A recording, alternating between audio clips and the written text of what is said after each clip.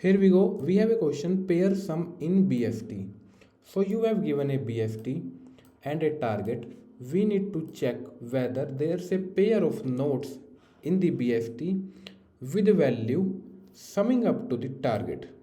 So we need to find whether A plus B, so A is a node and B is also a node, whether A plus B is equal to target or not.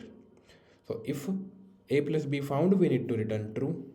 In this example, we need to find 12. So 4 plus 8 makes 12. So the answer is true. And then we need to find 23. So we don't have 23 in this. So that's why the answer is false. And that's all. Let's build the approach. So let's suppose we have given this example. This is our root node. We need to find two pairs. A value plus B value is equal to target or not. This question is pretty similar to two-sum problem. So two-sum is the prerequisite of this problem. So I highly suggest you to please solve this problem first, then come over to this video.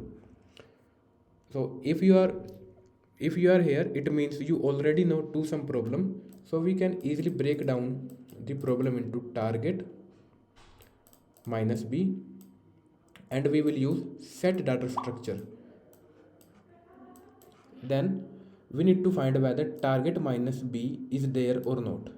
So in this example, my target will be 12. So is 12 minus current value? What's the current value? 7. Is 5 there in our set? No. Then let's put the value and move first on the left side. So this is our node. Then is 12 minus 3 8. 9. Is 9 there in our set? No. Then just put the value and move ahead. So then we will move to left side. So then we have this node. So is 12 minus 2 10. Is 10 there? No. Then put the value and move on the other side. And first move on the left side, it is null. Then move on the right side, still it is null. Then we are again come back to 3. So we have traversed the left side. It's time to move on the right side. So we got 4. Is 12 minus 4 there? Means 8. Is 8 there in our set? Means is 8 found previously? Is 8 there in our previously visited nodes? No, it is not. So then the answer is false. So we get false from this, we get false from this. So we will return false from this. Then we are on to the right side. 8. Is 12 minus 8 4? Is 4 there? Yes, 4 is there. We have found 4. So then we will return true from this node. So we just need to return the OR of left side or the right side, and we need to check whether set contains target minus B.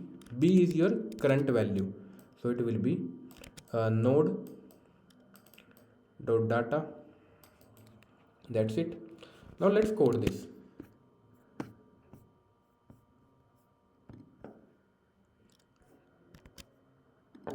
Okay, I will code it. 1 second. So we need a data structure name set. So I will create a global set and initialize in the function.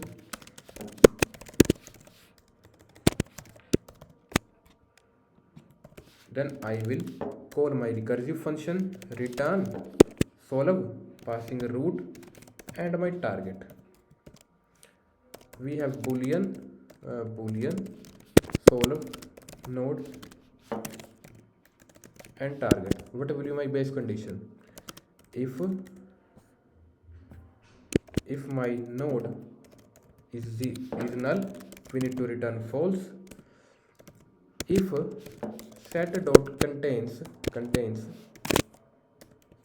target minus current value, so node dot data then return true. Then before going on to the next node, first insert this node, insert the data, set dot add node dot data. Then we need to find the XOR between the left side or the right side, right? And that's it. I hope it will work. If I have not I have not did any errors, I hope it will work. And let's talk about time and space complexity. So in this code, the time complexity, we are onto a node only once, so the time complexity is order of n. Then space complexity is also order of n. We have met the expected time and space complexity. Space is order of h. Order of h is the height of the tree, and order of n plus order of n because we are using a set. That's all. And